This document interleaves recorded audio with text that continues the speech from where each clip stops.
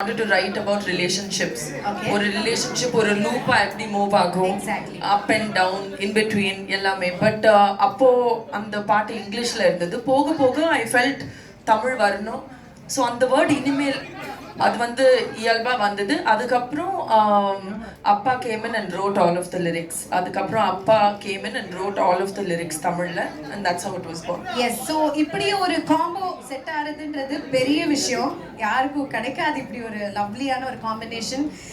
Lyrics வந்து Kamal sir எழுதியிருக்காரு, நீங்கள் கம்போஸ் பண்ணியிருக்கீங்க, லோகேஷ் அவர்கள் நடிச்சிருக்காரு.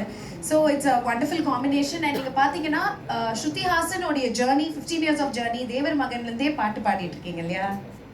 15 years. 15 கரெக்டா? No, much more. Okay, anyways. And உங்களோட சிங்கிள்ஸ் அப்படின்னு பார்த்தீங்கன்னா இந்த படம் 2009ல உன்னை போல ஸ்டார்ட் பண்ணீங்க. we really request you to do more. ஏன்னா நீங்க வந்து என்னதான் இங்கிலீஷ் நிறைய பண்ணிட்டு இருந்தாலும் அதுல ஒரு தமிழ் டச் கொடுத்துட்டே இருக்கீங்க.